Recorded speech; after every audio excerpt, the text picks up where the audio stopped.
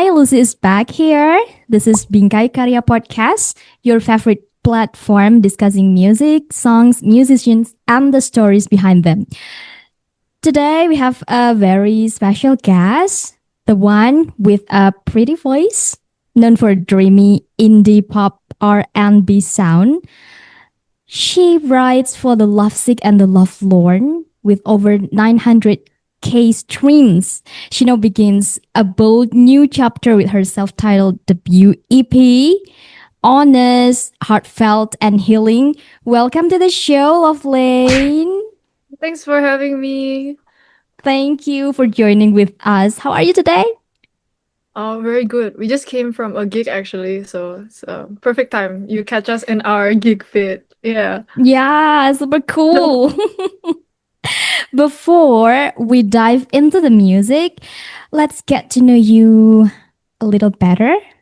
So, Lovelane, you said that your songs are for the lovesick and the lovelorn, which is super specific, deep, and also emotional.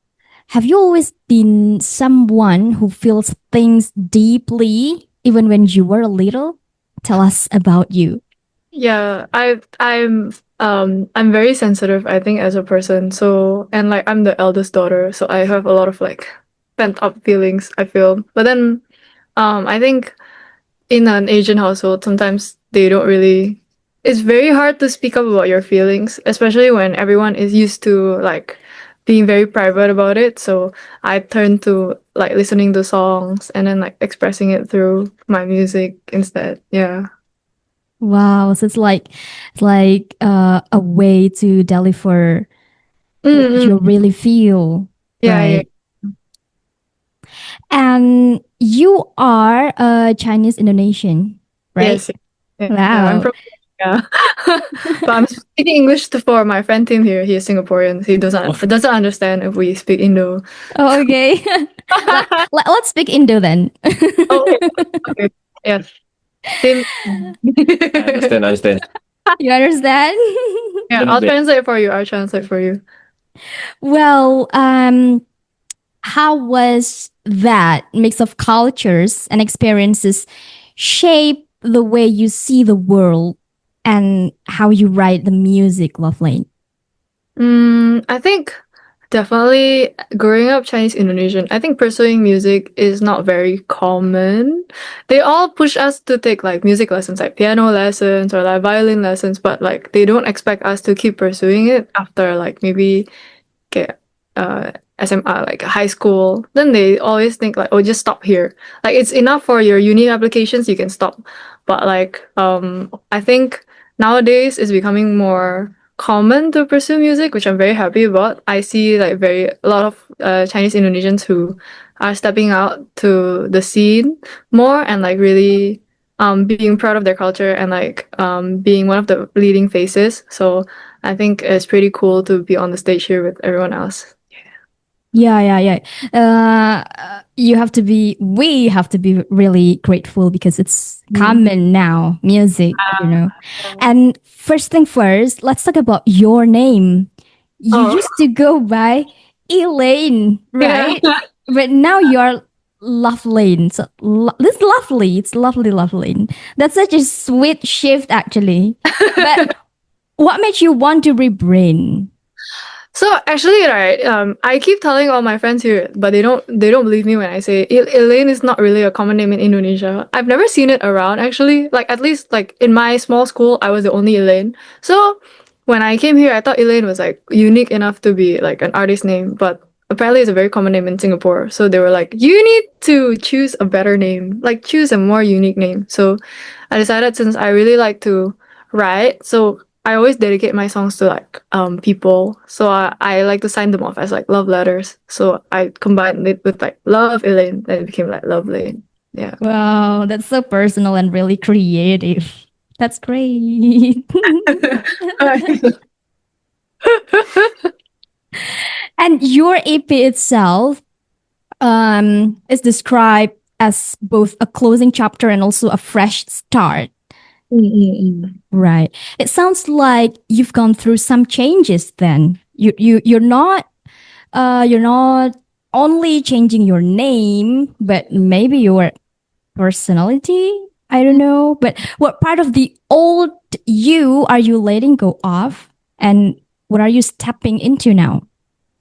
I think so the EP was mainly songs that I wrote when I was like a teenager. So mostly like when I was like around like 19, 20. So I was only exploring the idea of love, sort of, and trying to just it's like my first time stepping into the world that I've always like read or like watched on screen.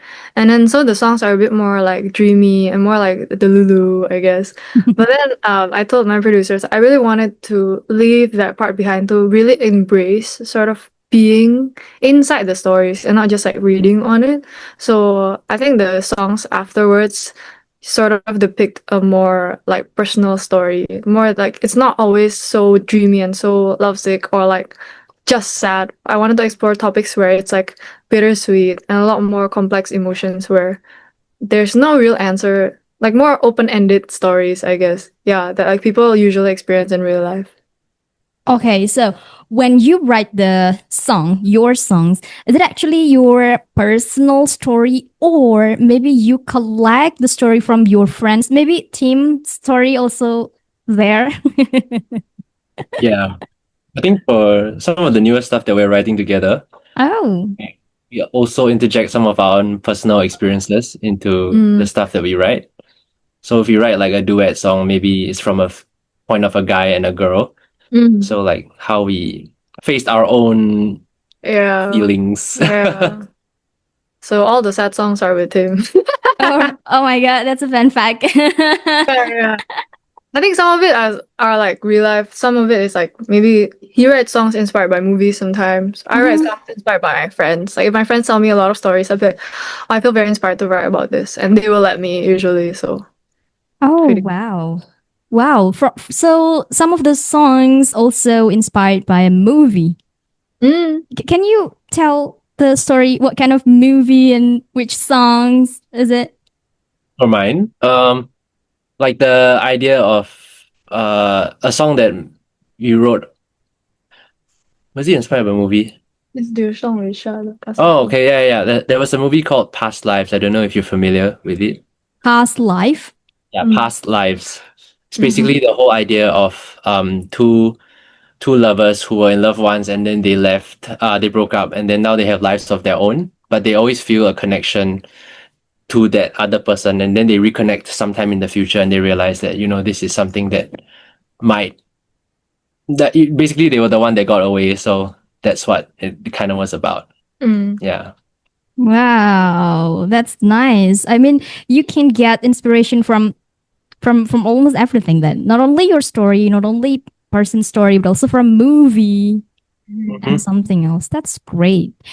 And then it means that you've clearly put so much of yourself into this EP. And I'm curious, where do you see it going next? As your sounds grows and changes, what do you hope your listeners take with them after listening to your EP? I think I just mostly I write songs basically because I have trouble expressing myself with words. So sometimes I use music to like as a vessel for me to feel.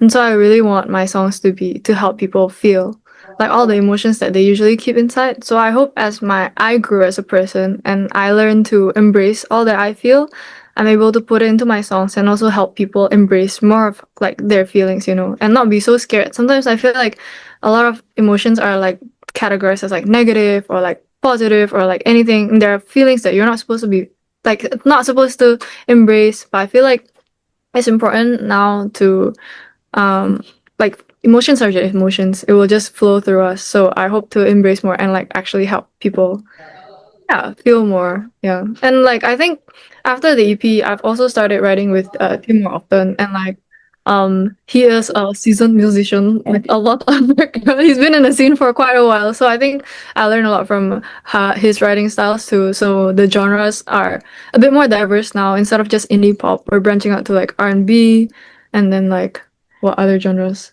I don't know, like we are quite Other genres. we are quite open to like really exploring various. He makes brickwork. Oh. And it's no, I think he was like saying, oh, we should do like random genres like EDM or whatever, you know. So like nowadays, because he's like so he has like diverse background in our producing, so I guess there's more range in my songs now. Is it difficult to produce the song, to write a song together? I mean, you have different mind, different idea. How to connect that?